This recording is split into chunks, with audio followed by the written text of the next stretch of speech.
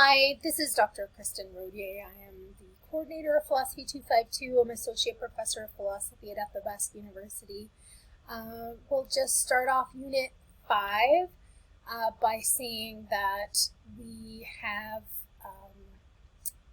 I think, 4 readings, Chapter 8, 9, 10, and 11, and 12. For this, which is basically the middle chunk of the Dayton and Rodier textbook. So this is going to cover categorical logic, and you have a quiz for this. And what I'll say is that this is like a lot of other sort of logic or even math. It really is something that you acquire by doing. So I'm going to give a high-level overview of what you need to not miss through this unit, but everything is really acquired through the exercises and through doing your quizzes and such. So there is an answer key, and you can work through that on your own. And I have some videos on it as well. But for now, really starting with those building blocks, for categorical logic would be these different forms of statements. So A-E-I-O, does it really matter that you know that it's A-E-I-O? Yeah, probably, but the important thing is what the form is.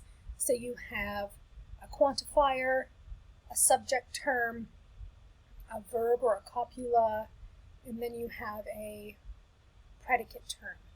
So you're saying something about a quantity of this thing and saying that they have this about them, let's say. So A is universal. It's a universal statement, so it's all SRP. So I always like to say here, all poodles are dogs, right? And so when we have a representation of that, and we say poodles and dogs, we get rid of this part here because we don't allow there to be poodles that aren't dogs. And so when we have E, we have no SRP. Here what we're saying is something universal, but we're saying about it as a never or a none or never, no, and it's saying it in general. So no S are allowed to be P, no P are allowed to be S, but that's an equivalence. And so what we do then is we block out the in-between part here. The I says some SRP, so we say that, there is something that exists in here. Do we know how much some is? No, we don't. But some is at least 1. That's how we're thinking about it. And O says some S are not P. So there's something in the S here that doesn't touch the P zone, and that's where it is.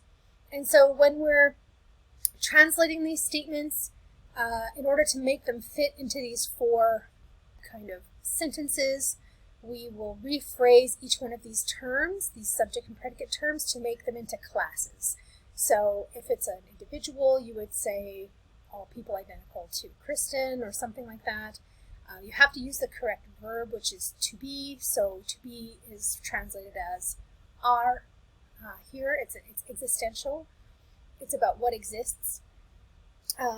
Don't use the complement, which means if you can say no SRP, don't say all S are non-P or something like that. The complement is the sort of negated, it's like a double negation, don't use that. Choose the proper quantifier. So is it making a rule about everything, or is it just saying there is at least some, there is one, something like that. And then treat I already said that, treat individuals as a class.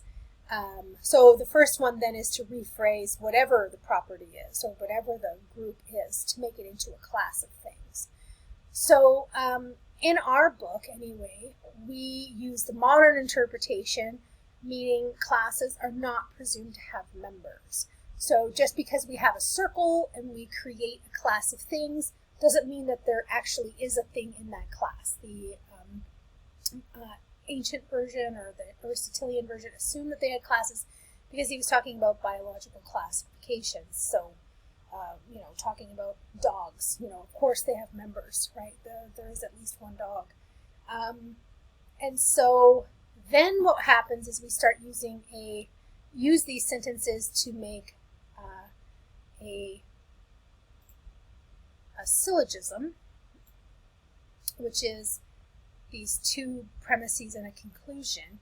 And in order to make the syllogism, to be able to test the syllogism for validity, it needs to be in the proper order with the right terms.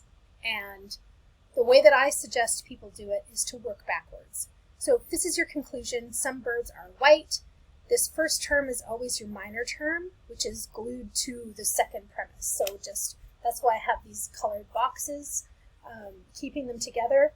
And then the major premise, the major term, it goes up to the top. And the middle one is the transitive term. All of this is covered in your textbook, but these are your shorthand reference visuals, I guess. And it's color-coded so that your middle term is standing apart here. The middle term, of course, goes in the middle, and the major comes first, which should be intuitive here. It's the first premise. It should come first, and then we go to the minor on the right. And when we're mapping something like this one right here, all swans are white.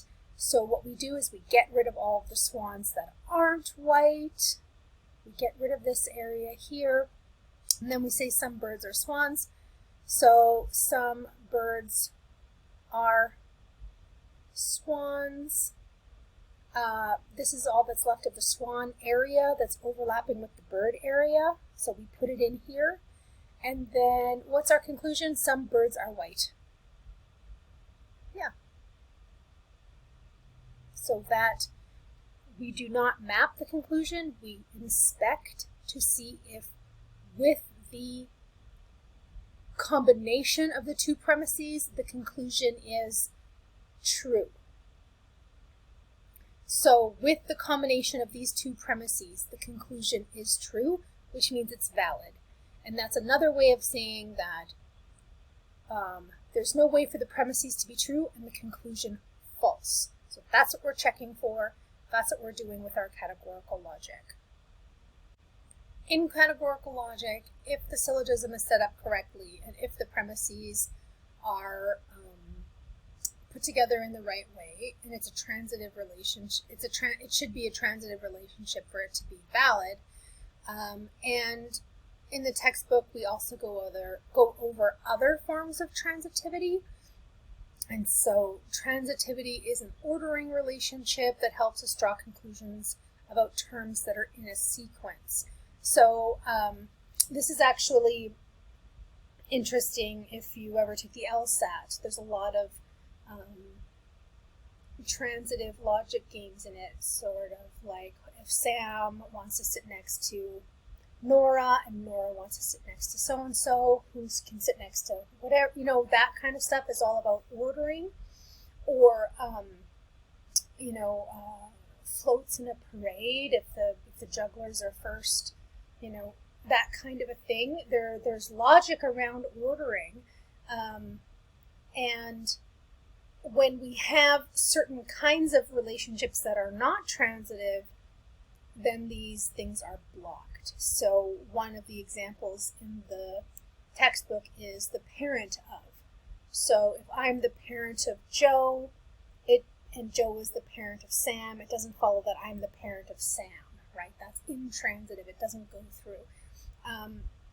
So there's transitivity in the if-then relationship, which we saw with the hypothetical syllogism. And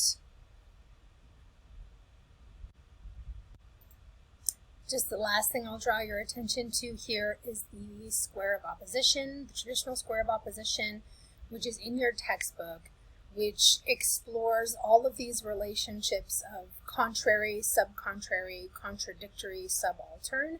So essentially, if these two statements in categorical logic are contradictory, which means that here I'm saying there's no S that's not P. In fact, all S is P, and the contradiction of that is to say there is an S that's not P. That's a contradiction. So one says can't exist, one says does exist. That's how the contradiction works. The other contradiction here is there's nothing in the SP area, and this is saying there is something. So that's the contradiction.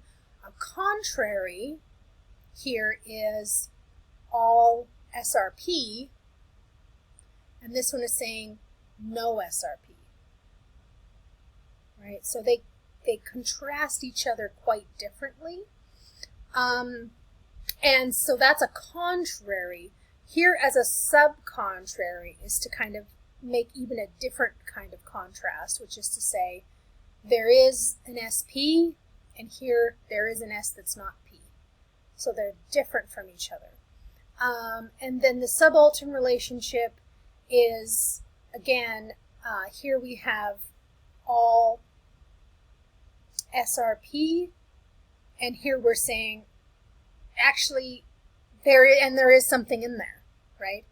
And this one here says there's no S that's P, and this one says and actually there is an S that's not P. So they have these different forms of relationship to each other. The point is, what is equivalent, what is not equivalent, what is contradictory. And so you're going to need to know what a contradiction is in order to notice validity in the representation on your graphed syllogism.